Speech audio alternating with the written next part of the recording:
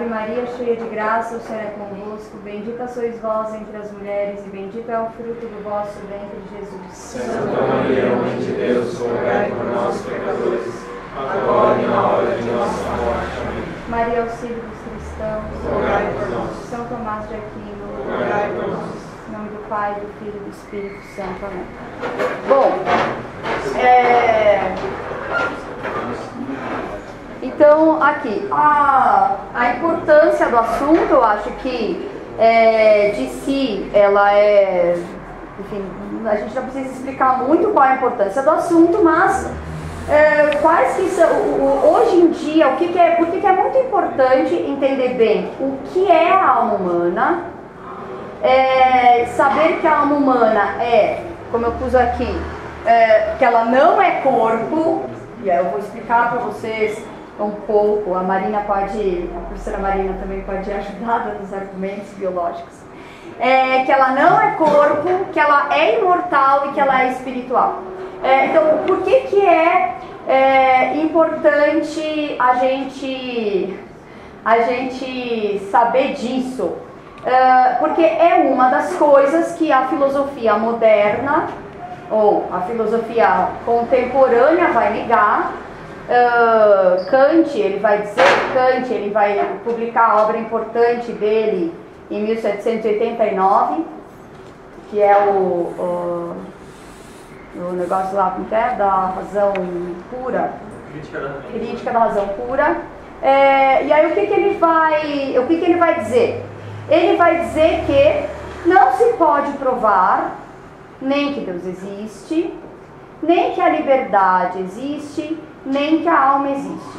Você deve sim acreditar nessas coisas, porque elas são importantes para o homem. O homem, ele precisa ter essas ideias para viver bem, para dirigir a sua vida.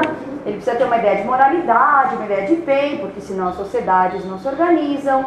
Ele precisa ter uma ideia de Deus, e ele precisa acreditar que ele escolhe as suas ações, portanto que ele é livre. Mas essas coisas não são objeto da ciência. Você não pode dizer que existe um só Deus e que esse Deus é de um jeito só, que ele é imortal. Enfim, você pode acreditar nesse Deus, mas você não pode querer provar que esse Deus existe, nem que esse Deus é um só e, portanto, que existe uma só religião que reverencia adequadamente esse Deus único que existe. Tá? E com a questão da alma também, basicamente, o que é que se diz? A alma não pode ser vista, certo? Não se pode colocar a alma no laboratório para você analisar, medir, fazer experimentos, portanto, ela não é objeto da ciência que precisaria desses dados empíricos para provar com certeza ou com grande probabilidade alguma verdade. Tudo bem? Então, a gente precisa saber que primeiro que a alma humana existe, que ela não é um corpo e que ela é imortal. Então a primeira coisa, o primeiro argumento, que é um argumento muito interessante que São Tomás dá, para a gente entender que é natural pensar que a nossa alma é imortal. Por quê? Então São Tomás, ele fala que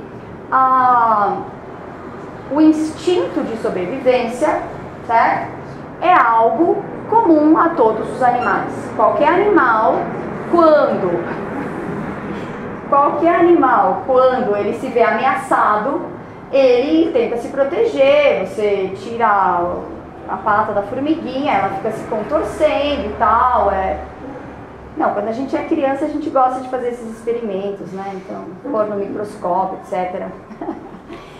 Então, ela fica se contorcendo. Qualquer bichinho tem esse instinto de preservar a vida. Ora, o que nos distingue de todos os animais é a inteligência. Portanto, tudo aquilo que em nós é instinto de sobrevivência está ligado à inteligência. Então, os animais... Peraí que eu não sei quanto que eu posso me mexer. Foi.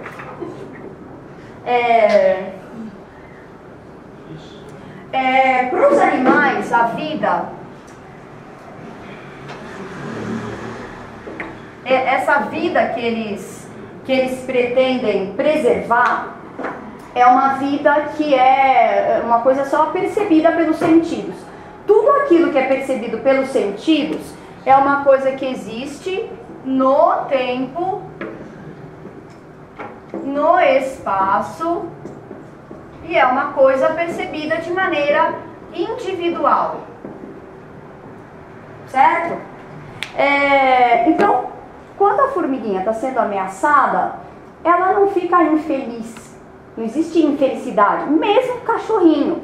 Se o cachorro está machucado, ele pode até ganir, fazer uns barulhos lá, fazer uma cara de tristinha, a gente fica com pena dele, faz um carinhozinho e tal. Mas ele não tem nenhuma ideia sobre o que vai acontecer depois. Ele não sabe que daqui a pouco ele vai, se ele estiver morrendo, ele não sabe que daqui a pouco ele vai deixar de existir, porque não existe o daqui a pouco para o animal, certo? Aquela dor que ele tem, aquela dor naquele momento, naquele lugar que ele está. Para os homens, não.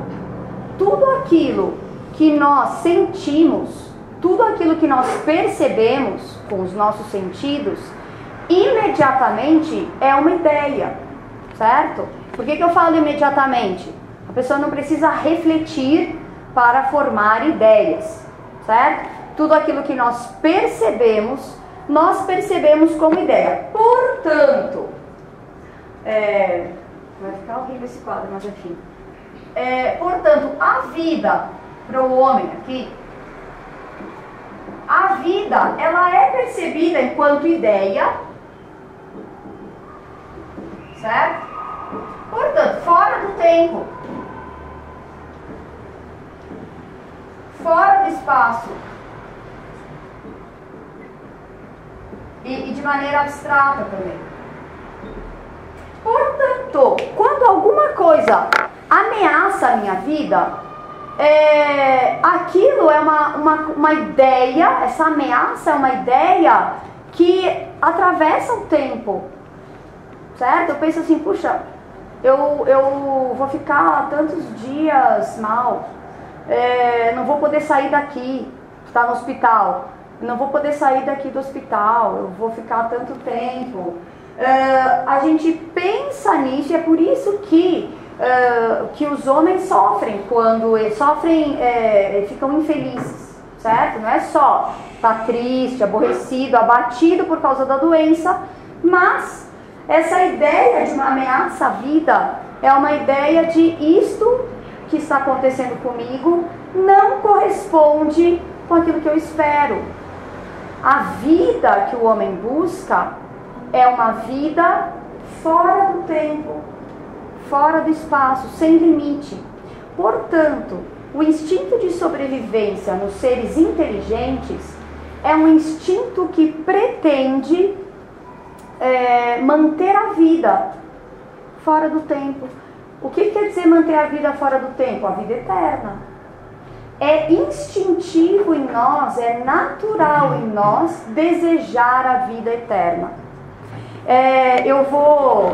Certo? Então, São Tomás fala que isso é uma das evidências, isso é uma das coisas que mostra que deve haver algo em nós que corresponde a esse desejo. Nenhum desejo natural, ele é vão.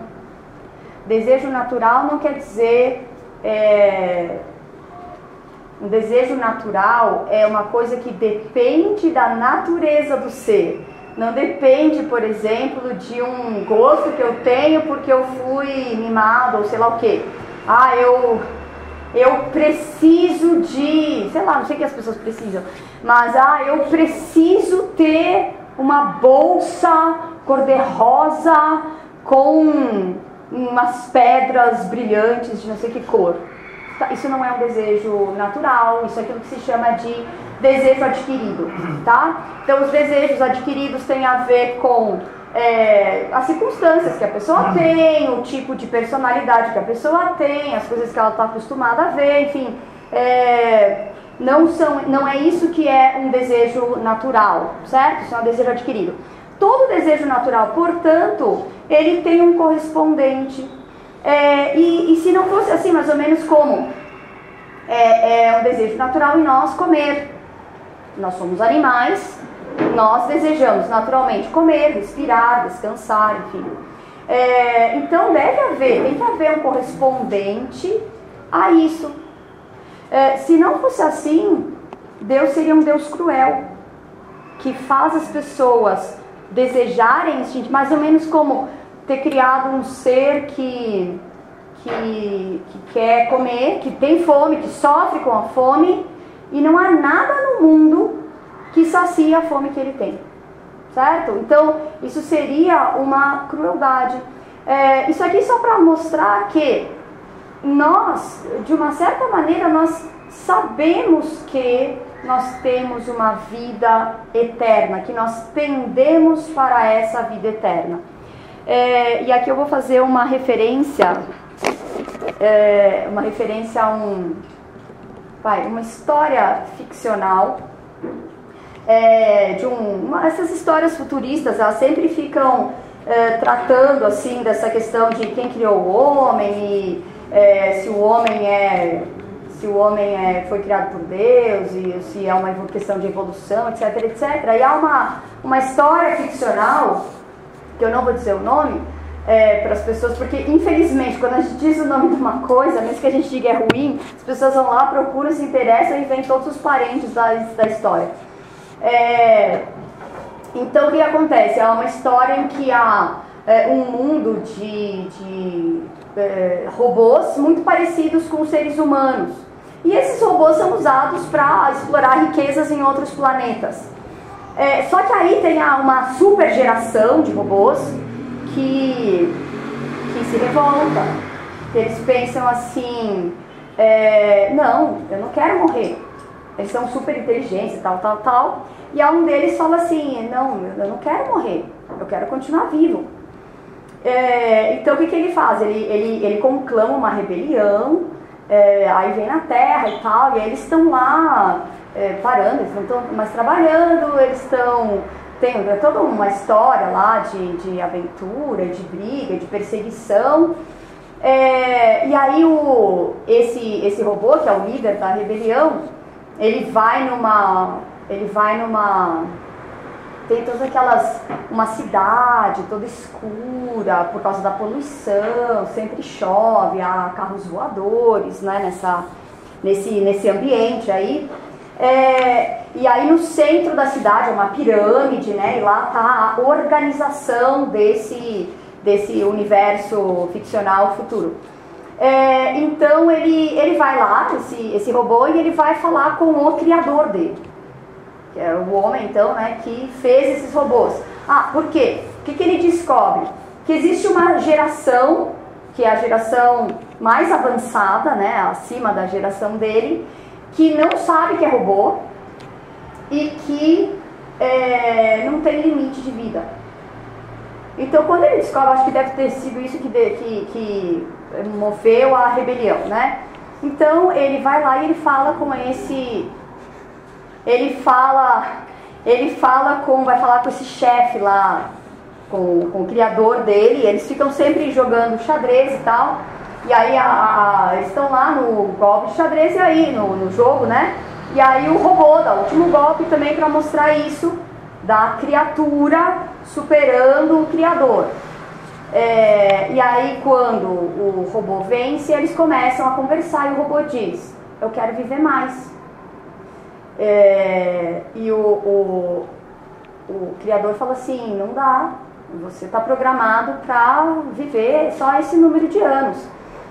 E então o robô, ele fala, não, mas tem essa geração que vive um tempo indefinido.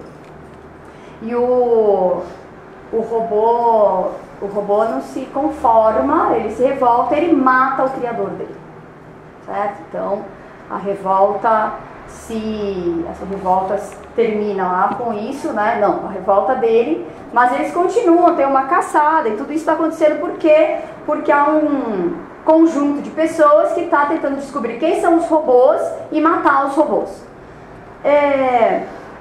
E aí tem uma caçada final em que tem essa pessoa que persegue os robôs e esse robô que conclamou a rebelião. Só que tem uma outra coisa. Esse robô que persegue, a pessoa que está perseguindo todos os robôs, ele é um robô e ele não sabe que ele é um robô, porque ele é dessa última geração e ele está lá para matar todos os robôs. E aí então eles estão assim, é uma perseguição daquelas, né, super emocionantes e tal, no alto daqueles prédios, né, eles ficam pulando de um prédio para outro, e aí num certo momento o policial está no lugar, o policial está em desvantagem e aí ele cai do prédio, só que o robô está logo atrás. Aconteceu uma outra coisa com o robô. Como ele estava acabando o momento, né, o prazo dele de vida, então ele começou a se encolher assim, né? E aí, como eles estão nesse prédio meio abandonado, olha só que simbólico isso. Ele pega um prego grande. E aí ele pega esse prego grande e crava aqui na mão para estancar esse movimento de encolher, né? Uma coisa que deve ser como tendão, sei lá, se isso funciona. Mas ele crava o negócio aqui, certo? E aí ele continua um pouco com a mão assim. E aí então, quando o policial cai, o robô vai lá e segura ele com essa mão que está com o cravo. Então, ao mesmo tempo, ele salva o robô, mas ele o fere com esse cravo. Tá? Não dá pra gente imaginar que não haja uma referência aqui a Nosso Senhor, os cravos da cruz, etc. Até porque é um cravo bem parecido. Bom, aí o que acontece? Aí o policial fica pasmo. Ele fala, peraí, o que está acontecendo? Até agora a gente está tentando se matar, quando eu estou morrendo você me salva. E aí o robô fala. Ele começa a falar, tem uma longa fala dele. Aí ele dizendo, assim, eu estive em lugares que nunca nenhum homem jamais viu. Eu vi coisas que nunca nenhum homem viu. Eu teria histórias para contar, fantásticas para todos os homens, para ensinar muitas coisas para muita gente. E tudo isso, eu vou morrer e tudo isso vai morrer comigo.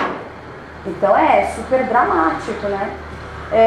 Aí o robô fala todas essas coisas, o policial fica assim estarrecido, e aí o robô morre. Ok, morreu, enfim, acabou.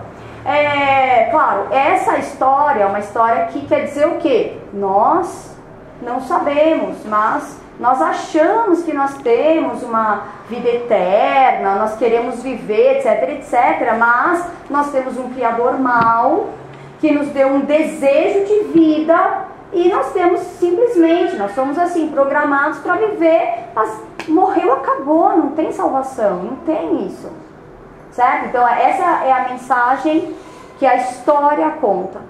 Mas, por outro lado, por que essa história ela é muito, ela é dramática, ela chama muita atenção? Porque acontece isso com a gente.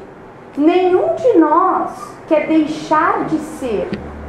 Nenhum de nós quer que num certo momento, tudo isso que nós somos, tudo isso que nós vivemos, a nossa personalidade.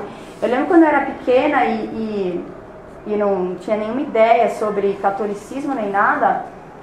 Eu lembro que então uma das ideias que as pessoas acreditam é em reencarnação, né? Então você reencarna e tal, e fica descobrindo quem que você era na vida passada. Mas eu ficava me perguntando assim, não, mas peraí, aí eu morro, aí eu nasço de novo, Aí eu tô lá dentro da pessoa, e aí eu quero fazer uma coisa e a pessoa faz outra. Aí eu ficava imaginando assim, imagina eu lá dentro de alguém, e a pessoa não sabe que eu tô lá dentro, e a pessoa faz A e eu quero fazer não A. Aquilo me dava assim uma angústia de achar que eu ia ter que reencarnar em outra pessoa, e não ia poder mandar na pessoa, a pessoa ia estar mandando em mim. Aquilo me revoltava, então não dá para aceitar esse tipo de coisa. Mas por quê? Porque justamente a gente não quer deixar de ser, porque o ser é bom. O ser, Deus não destrói aquilo que Ele cria, sobretudo, não destrói nada daquilo que Ele cria. Tá? Então nós sabemos interiormente que nós temos esse desejo, e é só a vida eterna que corresponde adequadamente a esse desejo que nós temos de manter a vida. A vida assim não é as pessoas não querem só a vida para ter uma vida boa, para ter uma vida prazerosa, para ter uma vida com diversões, etc, etc. Também uma outra coisa que sempre me deixou bastante intrigada, assim, até com bastante pena dessas pessoas assim de muito sucesso, as pessoas que estão no top de linha assim do sucesso mundano e se matam, são drogadas, são deprimidas. Não só, tem também uma outra pessoa que eu acho que aconteceu isso também com ele. Vários de vocês sabem a história do Shackleton, que é esse grande navegador, uma pessoa de um altíssimo valor natural, que fez várias excursões para a Antártida, e a que ficou famosa foi a que não deu certo, porque ele ficou 2 anos no gelo, em situações assim extremamente precárias de sobrevivência. Eles não tinham mais comida, o barco deles com que eles tinham ido para a Antártida tinha sido destruído, então eles ficaram assim, à deriva com 3 botezinhos, e eles tinham que chegar em algum lugar, numa ilha. Eles conseguem chegar numa ilha que não tem contato com o resto do mundo, e aí eles têm que tentar fazer uma outra viagem. Então o negócio para quem não conhece essa história, eu recomendo muito que leia a história do Shackleton. Mas o que aconteceu? Ele fez isso, qual era o objetivo dele? Ele queria atravessar a Antártida. Quando o objetivo dele não funcionou, ele decidiu assim, não, peraí, então agora qual é o objetivo? Voltar com todos os meus homens, eram 28, vivos para a Inglaterra. Então ele, rapidamente, quando a coisa não deu certo, ele mudou a finalidade, mudou o objetivo, e aí ele de fato conseguiu fazer isso. Então ele fez uma dessas aventuras assim, que são marcantes na história da humanidade. Ele de fato assim, atingiu o topo da capacidade humana de ação, de liderança, de persistência, de coragem, de suportar um monte de sofrimento. O que aconteceu com ele depois dessa viagem? Porque a gente vê essa parte interessante, depois a gente não sabe o que aconteceu. Então ele chegou lá no auge, ele naturalmente, ele fez o máximo que alguém podia fazer. Ele começou a atrair a esposa, ele ficou uma pessoa bêbada, ele ficou bêbado. Vários da viagem, vários outros que fizeram essa viagem com ele tiveram esses problemas financeiros, problemas com bebida, problema com as esposas. Então aconteceu isso com ele. Ele não conseguiu ter uma vida estável. Ele não conseguiu ter uma vida comum. Por quê? Ele tinha feito uma coisa extraordinária. E agora? É só Deus.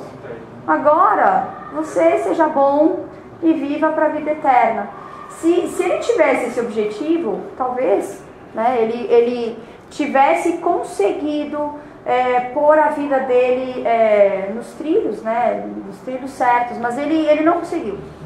Ele não conseguiu fazer isso porque, naturalmente, nenhum sucesso, nenhuma façanha, chegar no topo daquilo que o mundo considera, o que a gente mesmo considera como uma coisa extraordinária no mundo, isso não satisfaz as pessoas, tá? Bom, isso aqui só para a gente entender o que de fato há em nós um desejo, mas como é que a gente deve entender, como é que a gente explica que esse desejo, de fato, não é uma coisa vã, que esse desejo corresponde a uma essência, e que há, de fato, em nós alguma coisa fundamental, que é imortal e que vai garantir uma vida eterna, vai garantir a vida eterna, boa ou ruim, aí é outra coisa, tá?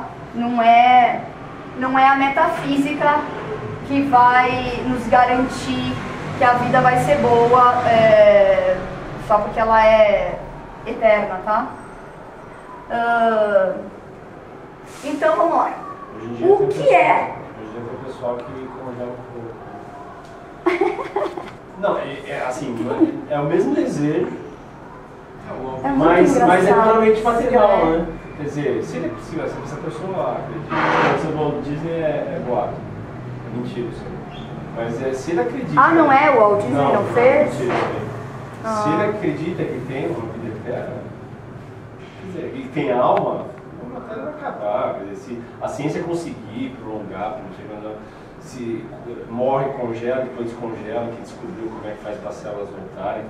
Tudo bem, mas até quando isso, né? Eu quando eu era pequena, eu li 2 livros que falam sobre esse negócio dessa questão da vida eterna. Um era de ficção científica e um outro é da Simone de Beauvoir, que é a amante lá do Paul Sartre. Esse da ficção era assim, ele falava exatamente isso. Então os homens tinham conseguido uma técnica para ir trocando sangue, fazendo não sei o que, e aí os homens conseguiam viver muito. Então esse homem ele tinha nascido, acho que na época da Segunda Guerra Mundial, e ele já tinha agora 980 anos.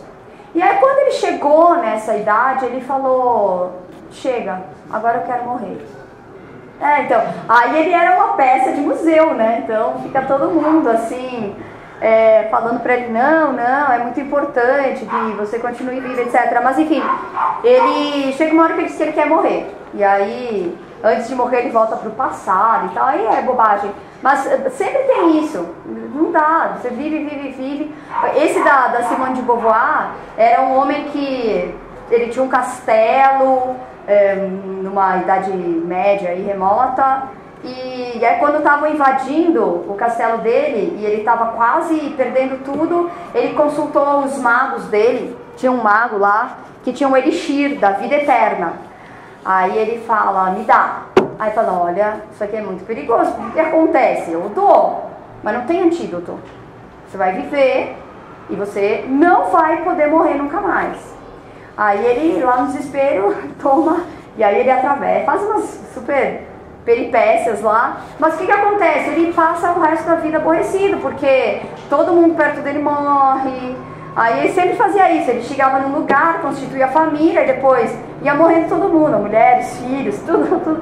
Aí ele meio desaparecia, aí ele passava 90 anos dormindo, e ele era um grande aborrecido. Isso aí pra dizer que a vida é aborrecida, é chata, e o melhor é ir embora logo, não queiram viver para sempre, nem lá no céu, porque, tá? Mas enfim, então vamos lá, o que é a alma?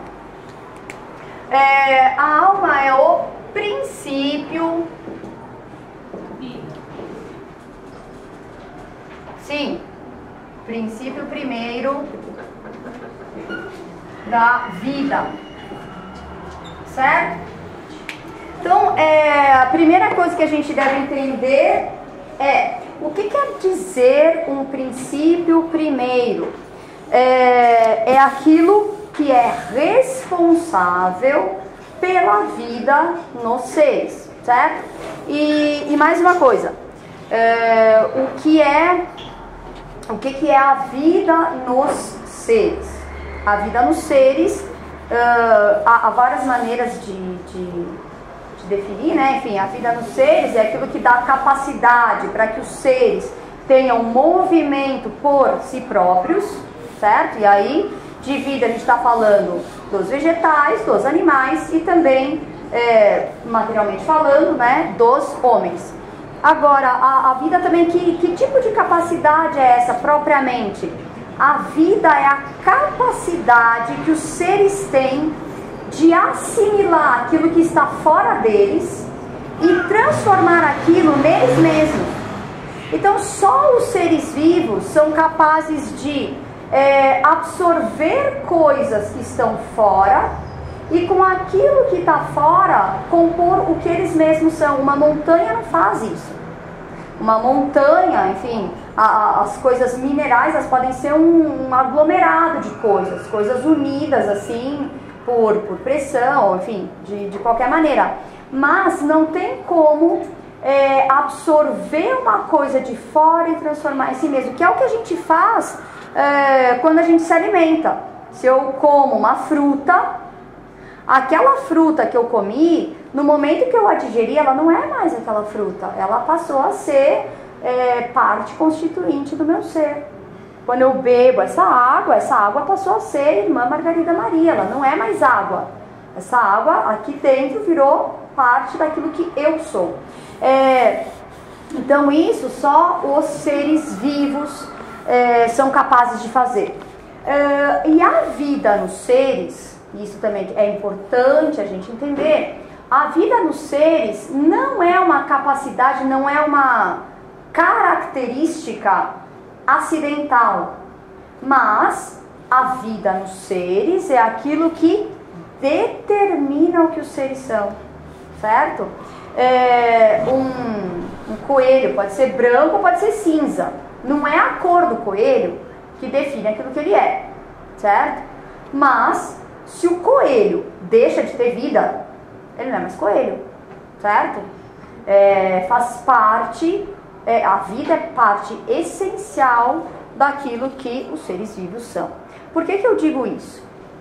Isso é importante para a gente entender que esse princípio primeiro da vida não pode ser corpo. Por que não pode ser corpo? Porque se a vida é uma coisa que determina a essência dos seres, certo?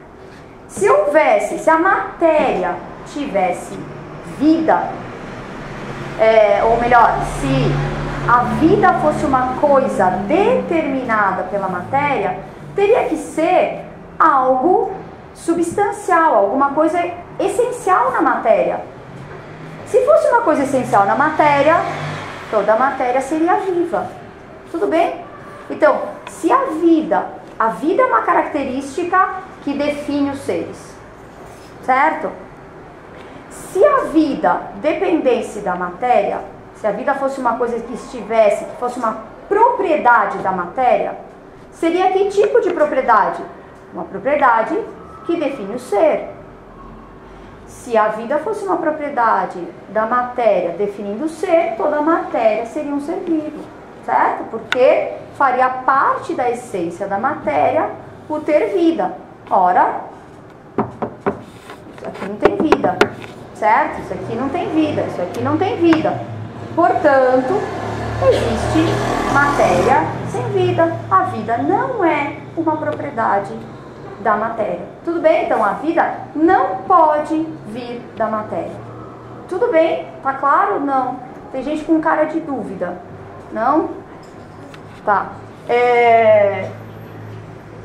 Tem uma... Quando eu tava preparando... não, vou falar isso depois. Bom, por que a alma, então, é o princípio da vida e a vida não depende do corpo? Se não depende do corpo, ela tem que ser uma coisa que não é matéria, que não é material, certo? E aí é fácil. Se uma coisa não tem matéria, essa coisa não tem partes. Aquilo que não tem partes não se desintegra, certo? Portanto, aquilo que é o princípio da vida, que é a alma, é uma coisa imaterial. Por ser imaterial, é imortal. Tudo bem? Por quê? Aquilo que não tem partes. Por que a gente morre? Porque a nossa alma se separa do corpo. Por que o corpo se desintegra? Porque as partes deles as partes do corpo perdem unidade, elas se desintegram, elas vão se separando, e aí a coisa deixa de ser. Tudo bem? Se uma coisa não tem partes, ela não tem como se separar. Portanto, ela não tem como deixar de ser. Certo? Tá. Agora, a pergunta de vocês, que foi exatamente o que um aluno me perguntou no 8º ano, é a seguinte, mas espera aí. Princípio primeiro da vida tem os vegetais, tem no animal, e tem no animal racional, né? E tem no homem. E não é corpo. Esse princípio no vegetal, no animal e no homem não é corpo. Então o que eu estou dizendo é que também o vegetal e o animal têm uma alma imortal, de uma certa maneira assim, tá? Por isso que a gente tem que entender que uma coisa é ser imortal, outra coisa é ser espiritual, tá? Então, o que acontece? Qual é a grande diferença entre a alma do vegetal, do animal e do homem, certo? No homem, então, a alma toda, deixa eu só tentar explicar para vocês. Todo ser, ele é formado todo ser material é formado de 2 princípios. A forma substancial, então, seres materiais. Ser material. A forma substancial e a matéria-prima. Aquilo que correspondem ao ato e à potência, certo? Então, todo ser tem uma matéria e aquilo que responde às propriedades da matéria. Tudo aquilo que eu posso dizer que a coisa é, que resistência a coisa tem, que cor a coisa tem, que textura, todas essas coisas são propriedades da matéria, portanto, forma. Forma e matéria, então, elas são substâncias incompletas que unidas formam uma substância completa, tá? Então, a forma substancial é uma substância completa, incompleta, assim como a matéria também é uma substância incompleta, tá? Então elas são alguma coisa que existe, que definem o ser a partir do que o ser tem as suas propriedades, mas separadas, nenhuma das duas tem a existência completa. A matéria-prima, ela não tem nenhum tipo de propriedade. As propriedades da matéria são dadas pela forma. Isso aqui isso aqui dificilmente as pessoas vão negar. Hoje se fala muito de funcionalismo, quais são as propriedades. A pessoa fala assim, não, existe um conjunto de propriedades que não é exatamente a matéria. Então, mesmo entre os cientistas há uma clareza, acho que não há muita contestação sobre que as propriedades da matéria são uma coisa que não depende de alguma coisa que seja puramente material.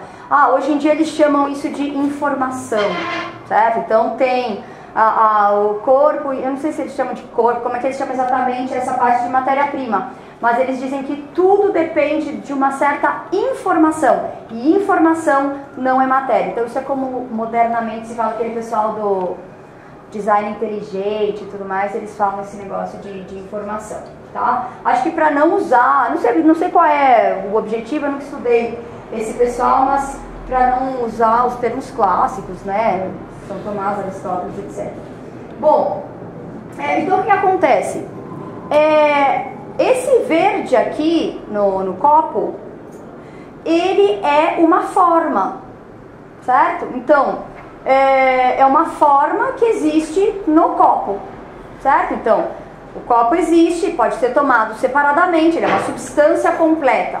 Ele tem certas propriedades, o verde é uma das propriedades de uma parte desse copo, tudo bem? O que acontece? O verde, porém, ele não pode ser tomado separadamente, certo? Porque ele é um acidente desta substância, certo? O que acontece? A gente já viu quando a gente deixa coisas assim, ou uma cortina que fica muito tempo na janela, uma coisa que fica muito tempo no sol, ela perde a cor, certo? O que acontece? Para onde vai aquela cor que se perdeu? Ela não vai para lugar nenhum, certo? Se a gente desbota esse verde aqui, o que acontece com o verde? Ele vai saindo assim, vira fumacinha, tá? Ele esconde, a gente sem querer engole o verde no quadro. Não, ele simplesmente deixa de existir na substância, tá? Quando a gente vai estudar a questão de mudança, o que a gente fala? Os corpos mudam em relação aos seus atributos. Os atributos são as coisas que existem nos corpos, eles podem estar lá ou deixar de estar lá, certo? Então, esse verde que pode deixar de estar aqui, ele é uma forma do copo e ele pode deixar de estar no copo. Quando o verde deixa de estar no copo, o verde deixou de existir? Entendam que é a pergunta que eu estou fazendo para vocês. Se eu amasso, quebro o copo, faço qualquer coisa, jogo no copo, esse copo naqueles fornos de cerâmica, sabe, que são super quentes. O que vai acontecer? Vai continuar sendo copo? Deixa de ser copo, ele vai virar outra coisa, virar uma coisa meio líquida. Então ele deixou de ser copo, certo? Esse corpo era copo, não é mais copo. Quando o verde deixa de estar no copo, o verde deixou de existir? Não existem mais coisas verdes no mundo? Quando um verde desaparece do copo, o verde desaparece do mundo? Não. O verde, a cor verde, essa propriedade continua existindo, mas não nesse copo aqui. Então essa é aquilo que a gente poderia chamar de imortalidade de algumas formas. Dessa forma, por exemplo, que é um acidente no copo, certo? Então, algumas formas, elas, embora sejam imortais, porque elas não podem se decompor, porque elas não têm matéria, elas só existem nas coisas, nos corpos. Quando o corpo deixa de ter uma certa organização, aquela qualidade deixa de existir naquele corpo. É isso que acontece com a alma dos vegetais e com a alma dos animais, que são irracionais. A alma, então, das plantas e dos animais é uma forma que depende da matéria. E ela, embora ela seja a forma substancial daquela matéria, diferente do verde, ela só existe organizando aquela matéria. E quando aquela matéria se desorganiza, quando o bichinho morre, o que acontece com a vida daquele bichinho? A vida daquele bichinho deixa de existir, certo? Tudo bem? Por que com a gente não acontece a mesma coisa? Essa que é a grande pergunta. Porque, no fundo, é a esse tipo de materialista, digamos assim, que a gente precisa responder. Não é para alguém que acha que a gente é puramente corpo e só matéria bruta, certo? A gente tem que saber responder o quê? Porque eu, diferentemente dos vegetais e dos animais, continuo existindo mesmo quando o meu corpo não existe mais, quando ele se desfaz, quando ele não tem mais essa mesma organização, tá? E é isso que a gente, a resposta para isso é que a alma é espiritual, tudo bem? Então, ser imortal é diferente de ser espiritual. E o que nos garante a vida eterna, que a gente sabe que a gente morre e depois a gente vai ressuscitar, é que a alma é espiritual. O que quer dizer que a alma é espiritual? Ser espiritual é ter operações independentes do corpo. Então, por que o vegetal e o animal morrem e não vão ressuscitar e não acontece nada com eles? Porque eles não têm nenhum tipo de operação que é independente do corpo. Tudo aquilo que eles fazem na dependência total do corpo, certo? E nós, há duas faculdades que respondem por essa espiritualidade, que são a inteligência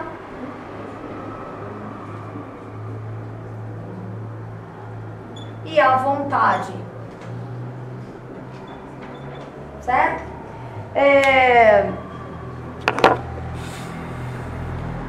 Tem uma outra coisa que é um argumento super simples assim, mas muito palpável, que a gente entende bem que a alma, que a gente tem uma alma, que essa alma responde por aquilo que nós somos e que essa alma não tem partes. Com os meus alunos eu fiz um experimento científico.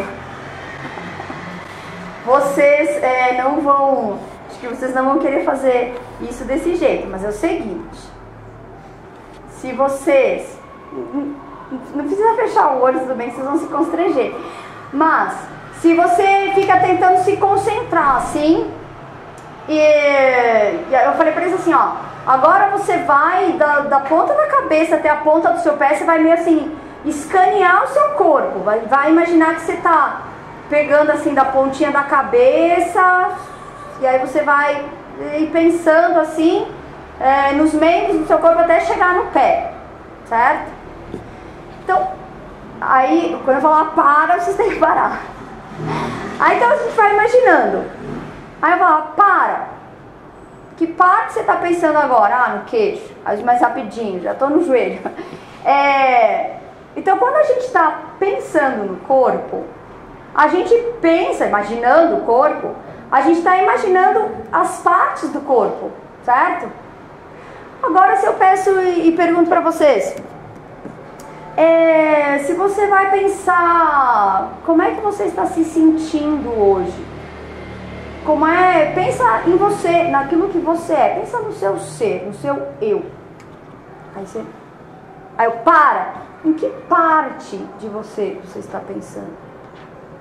A gente, quando pensa naquilo que a gente não pensa em partes.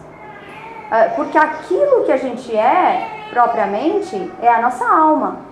E a nossa alma não tem partes. É uma coisa única, é uma coisa só. Que é justamente o que responde por aquilo que nós somos, desde que nós nascemos, até o dia em que nós vamos morrer. Nós pensamos, o eu criança, o eu não sei o que, mas aquele eu não é eu mesmo. Não, a gente não pensa, aquele lá não era eu. A gente pode falar metaforicamente, antes de me converter, depois, quando solteiro, casado, sei lá, sem filhos, com filhos, né? Pode pensar assim, mas é uma divisão abstrata. A gente não pensa, aquele era eu, esse não sou mais eu, certo?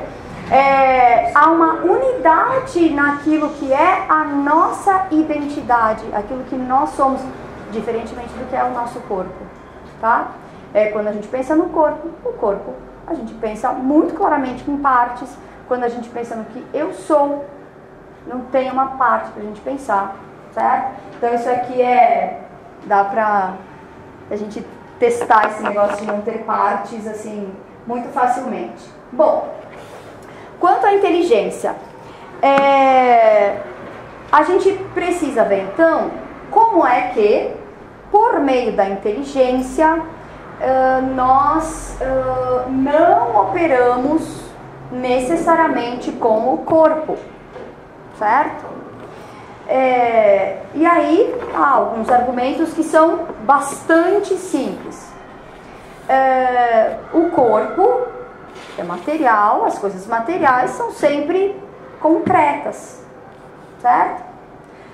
Na nossa inteligência, ou por meio da nossa inteligência, nós formamos ideias que são abstratas. Se a nossa inteligência fosse necessariamente corpo, se a nossa inteligência operasse necessariamente no corpo, só com o corpo, com as características que o corpo tem, a nossa inteligência não poderia formar ideias, não poderia formar conceitos abstratos. Quando a gente pensa, sei lá, o que é a justiça, o que é a felicidade, certo? A gente forma ideias a partir das informações que o corpo nos traz. Mas o corpo não pode receber aquilo que o corpo não pode receber uma ideia abstrata. Eu posso apoiar uma ideia aqui na mesa? Dá para apoiar uma ideia na mesa? Não cabe isso. Aquilo que é material recebe o que é material. Aquilo que é imaterial é recebido por coisas que são imateriais. Então, a formação de ideias abstratas, conceitos abstratos como felicidade, honra, justiça, mostram que isso não depende do corpo.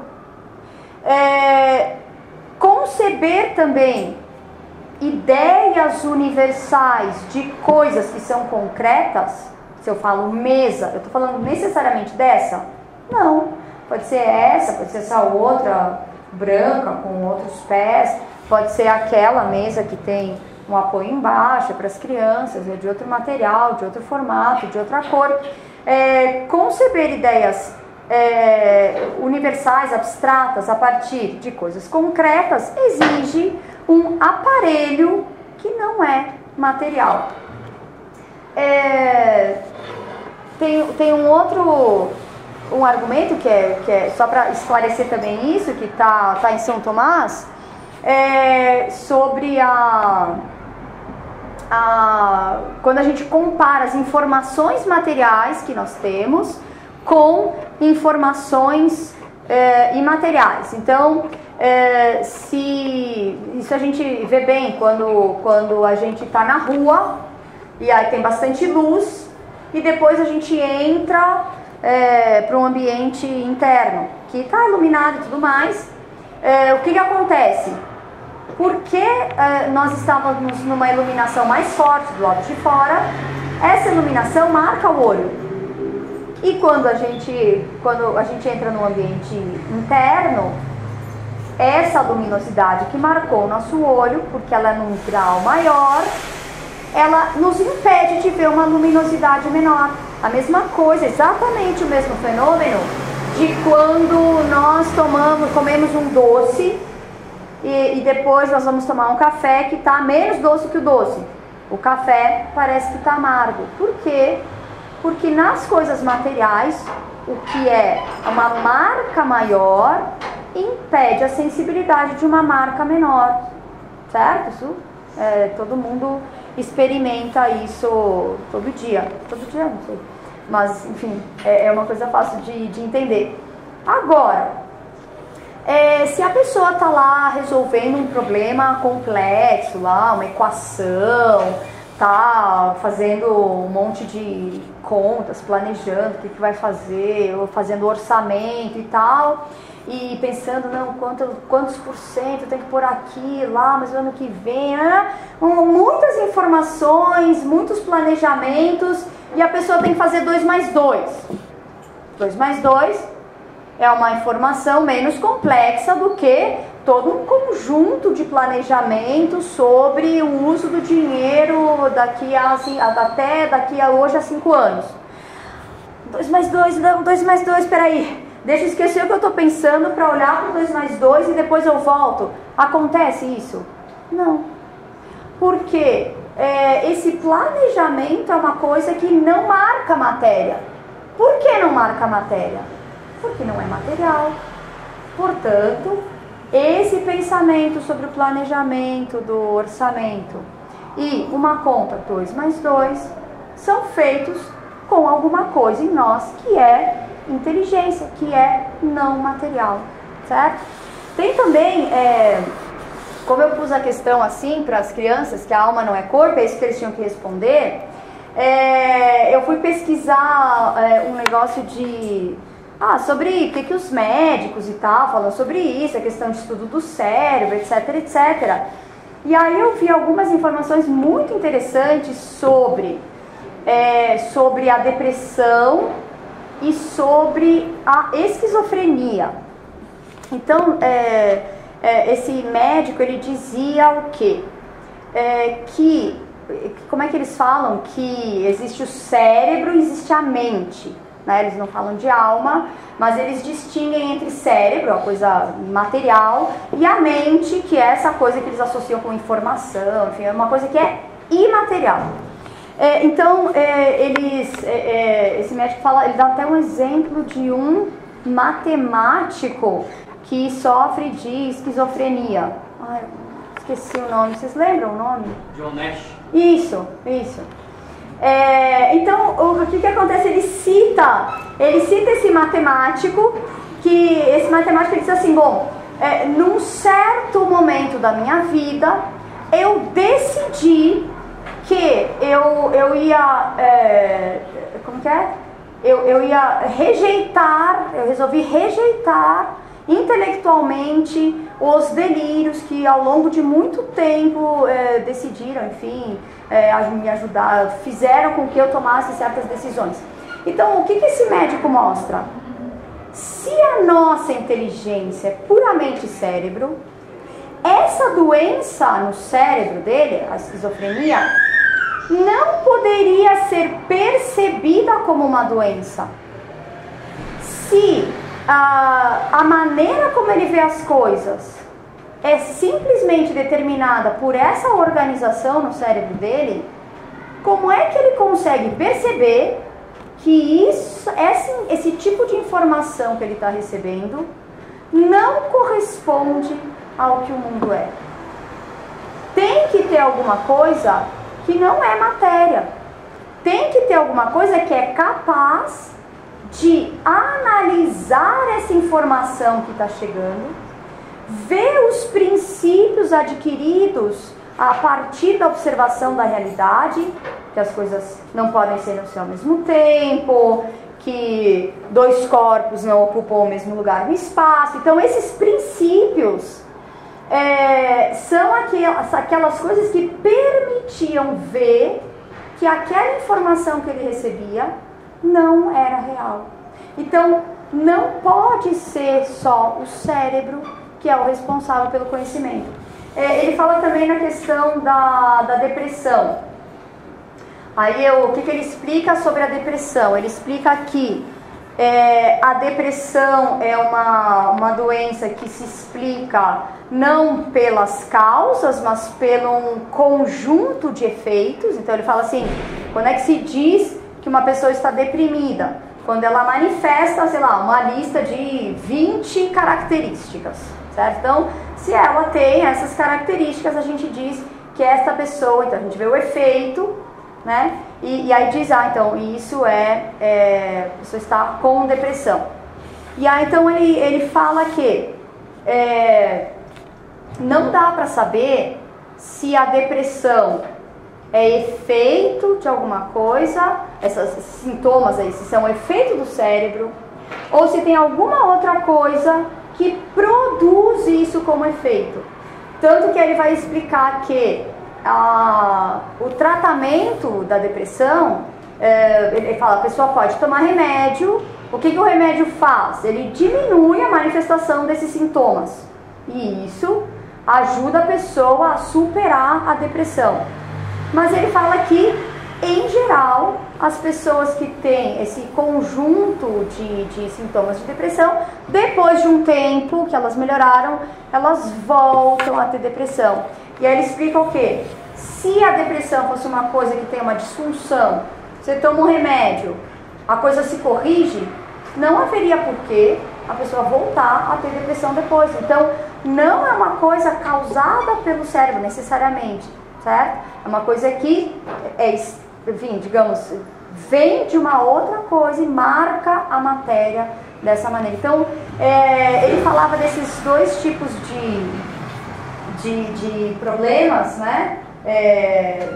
Que o médico trata, para mostrar que há uma diferença entre o cérebro, que a pessoa não é determinada por aquilo que o cérebro, pela organização do cérebro, né? O caso é esse desse matemático esquizofrênico, tá? Para mostrar que há uma diferença. Então vamos lá. Por que pela inteligência o homem opera independente do corpo, uma vez que o corpo se desfaz?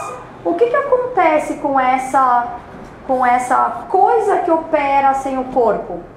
Ela continua lá com as informações que estão lá. Ela continua existindo, porque ela não depende, ela não opera pura e simplesmente no corpo e com o corpo. A partir do corpo, sim, tá? Mas há coisas que são feitas também independentemente do corpo. A vontade também mostra que o homem pode operar independente do corpo.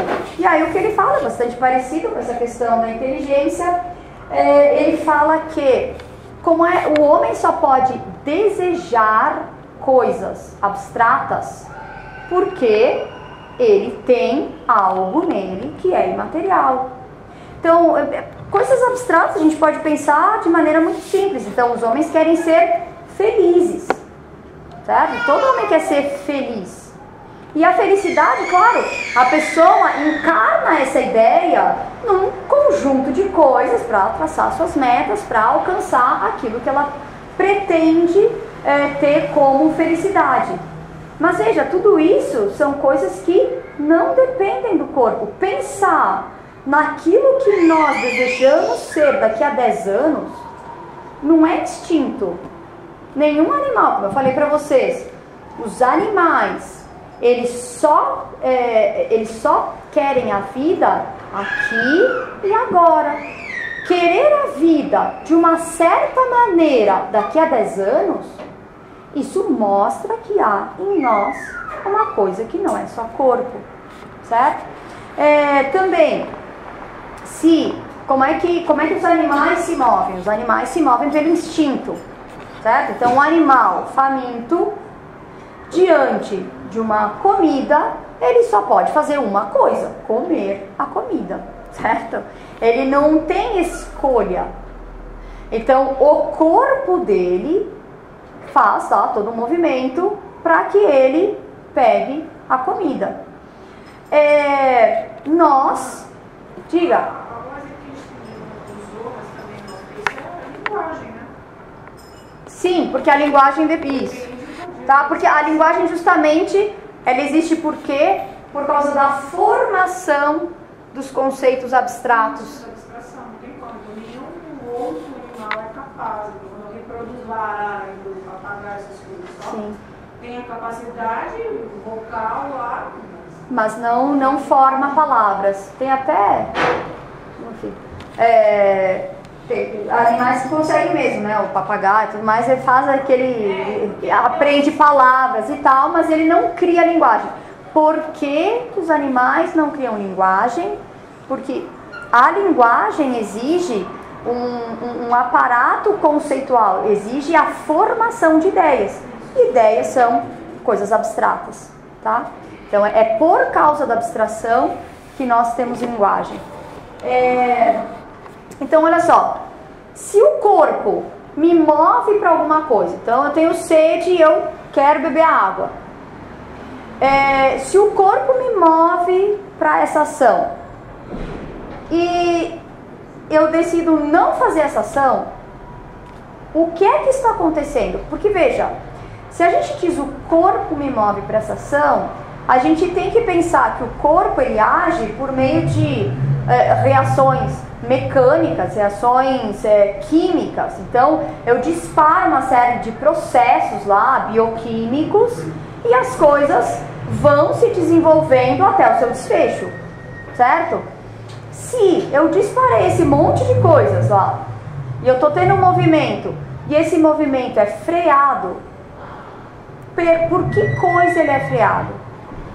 Não pode ser pelo corpo, tem que ser por alguma coisa que não é corpo. Eu não estou falando de, sei lá, o animal vai, se dirige para um alimento e naquele momento ele vê um predador, certo? Aí você tem um outro instinto, e aí o instinto mais forte vai prevalecer e ele vai agir de acordo com um instinto ou outro.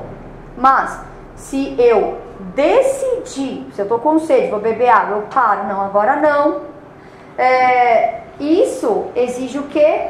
Exige alguma faculdade imaterial que para aquilo que o corpo me move a fazer. Então, agir contrariamente ao instinto mostra que há em nós uma coisa que não é corpo e que coordena, comanda o corpo, certo?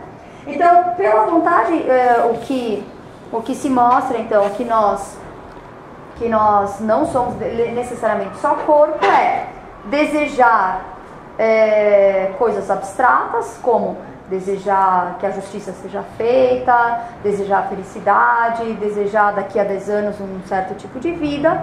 Isso é desejar coisas abstratas. Quando nós podemos agir de uma maneira contrária ao que o instinto corpóreo nos move a fazer, isso nos mostra que há algo em nós que é imaterial, que segue outra lei, que não é a lei do corpo, certo? Fazer aquilo que nós não gostamos de fazer, certo? Isso é absolutamente necessário. Toda vez que nós achamos que só devo fazer aquilo de que eu gosto, nós estamos dizendo que nós estamos abdicando da nossa vontade, nós estamos abdicando daquilo que nos faz livres. A nossa liberdade se mostra sobretudo nisso de fazer aquilo que não é gostoso, mas que os princípios nos mostram que são coisas boas, certo? Então eu quero bem, ainda que custe, ainda que me doa, ainda que exija de mim esforço, ainda que eu tenha repulsa por aquilo, certo? Então é bom saber também como alimentar a alma, porque se nós não sabemos que para nós alimentarmos a nossa alma, isso é muito importante que os pais saibam, que os professores saibam, como é que, e claro, as crianças, na medida do possível, que se movam para isso. Como é que nós alimentamos a nossa alma? Enchendo a nossa alma de muitos conceitos. Eu não gosto de matemática, que bom! Você vai ser virtuoso então estudando matemática. E vai ser melhor ser virtuoso do que ter aprendido matemática. Eu não gosto de latim. Pra que latim? Pra ser bom. Não, é todas as coisas. Por quê? Porque nós nos alimentamos de ideias e nós nos alimentamos daquilo que é bom. Se nós só nos alimentamos do que é gostoso e só nos alimentamos daquilo que a minha sensibilidade me mostra, nós estamos exacerbando a nossa parte animal e deixando de lado, diminuindo, rebaixando a nossa parte intelectual. Para que nós estudamos? Porque é útil, porque eu quero ter uma profissão? Também. Mas é melhor ser... nós temos que ter uma profissão para quê? Para manter a nossa humanidade. Para manter a sociedade de uma maneira que as pessoas sejam cada vez mais seres humanos como a natureza requer, a natureza humana requer. Então, é melhor ser um bom homem do que ter uma boa profissão. Portanto, eu estudo para me formar como um ser humano completo. E quanto mais completo, melhor. Se eu tenho 1 milhão de ideias, eu sou mais livre para escolher usar 10. Se eu só tenho 10 ideias, eu sou obrigada a só usar as 10 que eu tenho. Certo? Então, quanto mais riqueza intelectual, quanto mais riqueza moral, mais nós somos livres, mais nós somos seres humanos e mais a nossa eternidade vai indo para o caminho certo. Porque eternidade todo mundo tem. Se nós alimentamos o animal, a nossa eternidade vai ser tormento sensível, intelectual e tudo mais pela eternidade. Quanto mais nós alimentamos a nossa parte espiritual, mais nós teremos as delícias espirituais esperando por nós. Tudo bem? Ficou claro alguma pergunta? Não?